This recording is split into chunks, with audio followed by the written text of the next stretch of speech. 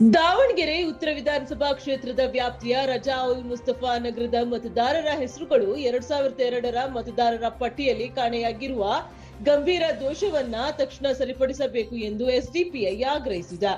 ನಗರದ ಪತ್ರಕರ್ತರ ಭವನದಲ್ಲಿ ನಡೆದ ಪತ್ರಿಕಾಗೋಷ್ಠಿಯಲ್ಲಿ ಮಾತನಾಡಿದ ಎಸ್ಡಿಪಿಐ ರಾಜ್ಯ ಪ್ರಧಾನ ಕಾರ್ಯದರ್ಶಿ ಅಫ್ಸರ್ ಕೋಡ್ಲಿಪೇಟೆ ಈ ಕುರಿತು ಜಿಲ್ಲಾ ಚುನಾವಣಾಧಿಕಾರಿ, ಮತದಾರ ನೋಂದಣಿ ಅಧಿಕಾರಿ ಹಾಗೂ ಕರ್ನಾಟಕ ಮುಖ್ಯ ಚುನಾವಣೆ ಅಧಿಕಾರಿಗಳಿಗೆ ಮನವಿ ಸಲ್ಲಿಸಿದ್ರೂ ಇದುವರೆಗೆ ಯಾವುದೇ ಸ್ಪಷ್ಟ ಕ್ರಮ ಕೈಗೊಳ್ಳಲಾಗಿಲ್ಲ ಎಂದು ಆರೋಪಿಸಿದ್ರು.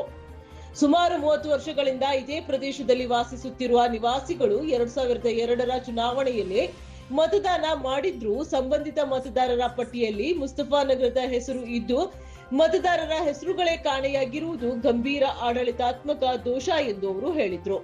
ಇತ್ತೀಚಿನ ಸ್ಥಳ ಪರಿಶೀಲನೆಯಲ್ಲಿಯೂ ಅನೇಕ ಅರ್ಹ ಮತದಾರರ ಹೆಸರುಗಳು ಪಟ್ಟಿಯಲ್ಲಿ ಇಲ್ಲ ಎಂಬುದು ದೃಢಪಟ್ಟಿದ್ದು ಮತದಾನದ ಹಕ್ಕಿಗೆ ಧಕ್ಕೆಯಾಗುವ ಈ ಸಮಸ್ಯೆಯನ್ನ ತಕ್ಷಣ ಸರಿಪಡಿಸಬೇಕು ಎಂದು ಒತ್ತಾಯಿಸಿದ್ರು.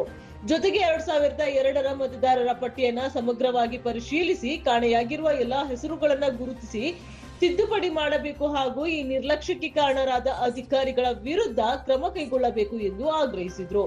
ಜಿಲ್ಲಾಧಿಕಾರಿಗಳು ವಿಡಿಯೋ ಕಾನ್ಫರೆನ್ಸ್ನಲ್ಲಿ ನಿರತರಾಗಿದ್ದ ಹಿನ್ನೆಲೆ ಅಪರ ಜಿಲ್ಲಾಧಿಕಾರಿಗಳು ಮನವಿ ಸ್ವೀಕರಿಸಿ ಪರಿಶೀಲಿಸಿ ಸೂಕ್ತ ಕ್ರಮ ಕೈಗೊಳ್ಳುವ ಭರವಸೆಯನ್ನ ನೀಡಿದ್ದಾರೆ.